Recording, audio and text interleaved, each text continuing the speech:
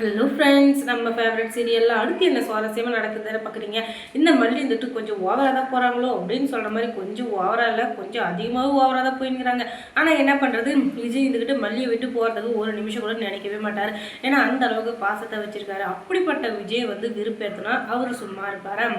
இதனால் கோவம் எத்தனை நாளைக்காக பொறுத்துருக்குது, பொறுத்தது போதும் பொங்கி எழு மனோகரா அப்படின்னு சொல்கிற மாதிரி பயங்கரமான கோவத்தோட இவர் இருந்துக்கிட்டு இனிமேலும் இந்த வீட்டில் இருக்கக்கூடாது அப்படின்னு சொல்லிட்டு முடிவு எடுக்கிறாரு. அதனால் காலையில் ஸ்கூலுக்கு போகிறப்ப எல்லாருக்கிட்டையும் சொல்லிட்டு இனிமேல் நாங்கள் ஸ்கூல் விட்டு வீட்டுக்கு வர மாட்டோம் அப்படின்னு சொல்லிட்டு போயிடலாட்டு யோசிச்சுருக்கிறாரு. அதுக்கு தகுந்த மாதிரி மறுபடியும் நைட்டு சண்டை நடக்குது.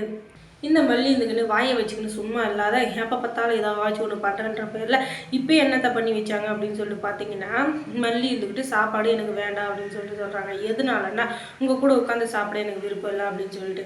ஏன்னா இவன் ரொம்ப ஓவராக போயிருக்கிறான், நாமளும் ஓரளவுக்கு தான் போதும் அப்படின்னு சொல்லிட்டு பொறுத்து போகிறோன்னு வச்சுக்கோங்க. இவன் ரொம்ப ஓவராக போயிட்டு இருந்தா அதுக்கு மேலே நான் சும்மா இருந்தாலும் எனக்கும் அது அசிங்கம் தான் அப்படின்னு சொல்லிட்டு, நீ இதுதான் லாஸ்ட்டு, எங்கள் கூட உட்காந்து சாப்பிட்றதும் சரி, எங்கள் கூட உட்காந்து சாப்பிடாதும் சரி, இதுதான் லாஸ்ட்டு. நாளையிலேருந்து நாங்கள் வீட்லேயே இருக்க மாட்டோம். காலையில் ஸ்கூலுக்கு போக போகிறோம், அதுக்கப்புறம் வீட்டுக்கு வர மாட்டோம். நாங்கள் பாட்டுக்கு போயிடுவோம். உன் வீட்டில் இருக்கிறதுனால தான் நீ ஓவராக பேசிங்கிற. நான் என்ன பண்ணாலும் கோவப்படுறேன், எப்போ பார்த்தாலும் அசிங்கப்படுத்துகிறேன், நான் எது சொன்னாலும் கேட்கவே மாட்டேங்கிறேன். நான் அதுவும் இல்லாமல் உன் இஷ்டத்துக்கு இருந்தால் சொல்லி விட்டுருக்கேன். ஆனாலும் நீ ரொம்ப ஓவராக போயிட்டுருக்க. அதனால் எனக்கு இந்த வீட்டில் இருக்க விருப்பமே இல்லை, நான் கிளம்புறேன் அப்படின்னு சொல்லிட்டு அவர் இருந்துக்கிட்டு கிளம்பிடுறாரு.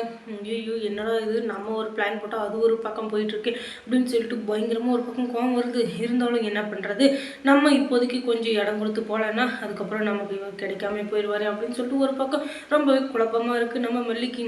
ஆனாலும் ராஜேஸ்வரி சொல்கிறது எல்லாமே அவள் காதில் வந்து கேட்டுக்கிட்டே இருக்குது. நீ டைவர்ஸ் பண்ணாதான் மல்லி அந்த விஜயும் சரி வெண்பாவும் சரி சந்தோஷமாக இருப்பாங்க, இல்லைன்னா அவங்க வாழ்க்கையில் என்றைக்குமே நரகத்தை தான் அனுபவிக்குவாங்க.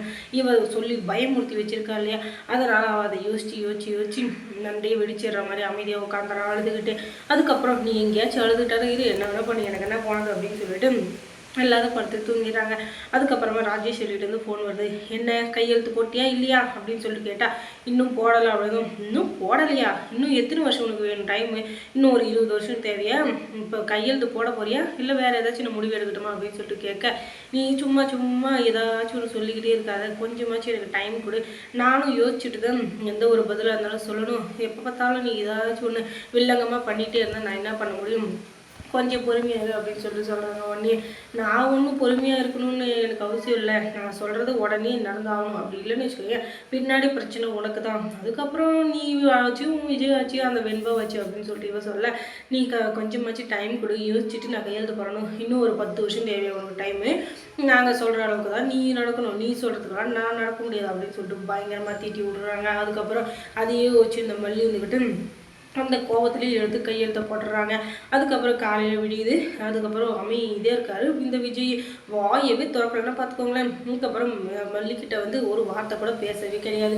வெண்பா கிட்ட மட்டும் பார்க்க ஒரு வார்த்தை 2 வார்த்தை பேசிட்டு ரெடி ஆகிட்டியா போகலாமா அப்படின்னு சொல்லிட்டு மட்டும் பேசிட்டு அதுக்கப்புறமா ஸ்கூலுக்கு கிளம்புறாங்க. அதுக்கப்புறம் அவங்க பெரியம்மாவை கூப்பிட்டு, நீங்கள் இவ்வளோ நாளாக எங்களை பார்த்துக்கிறதுக்கு ரொம்ப நன்றி, இதுக்கு மேலே இந்த வீட்டில் நாங்கள் இருக்க மாட்டோம், ஏன் இருக்க மாட்டோம் அப்படின்னு சொல்லிட்டு உங்களுக்கே தெரியும், இந்த மல்லி இருந்துட்டு ரொம்ப ஓவராக போயிட்டுருக்கா, இவளை சமாதானப்படுத்தவும் எனக்கு தெரியல, இவள் கூட வாழவும் எனக்கு தெரியல, நாளை இனிமேல் இந்த வீட்டில் நாங்கள் இருக்க போகிறதில்ல, என்ன மன்னிச்சிருங்க, நான் எங்கள் வீட்டுக்கு போகிறோம், எங்கள் வீடுன்னு ஒன்று இல்லை, ஆனால் நாங்கள் வேறு எங்கேயாச்சும் போய் கூட தங்கிக்கிறோம், ரோட்டில் கூட நாங்கள் பிளாட்ஃபார்ம் கூட போகும் தவிர உங்கள் வீட்டில் நாங்கள் இருக்கவே மாட்டோம், எதுக்காக நாங்கள் இதுக்கு மேலே அசிங்கம் பண்ணோம் அப்படின்னு சொல்லிட்டு கிளம்புறாரு. அதுக்கப்புறம் பெரியம்மா இருந்துக்கிட்டு, ஐயோ வேணாம் தம்பி வேணாம் தம்பின்னு காலில் விழாத கூட கெஞ்சிட்டு பின்னாடியே போகிறாங்க. அப்போ கூட இந்த கல்லுஞ்சக்காரு அந்த மல்லிக்கு மனசே வரலைங்க, போகாதீங்கன்னு சொல்ல எங்கேயாச்சும் போயிட்டு போகிறாங்க, வெடுக்கு பெரியம்மா அப்படின்னு சொன்னதும் இன்னும் போக வந்தது நம்ம விஜய்க்கு.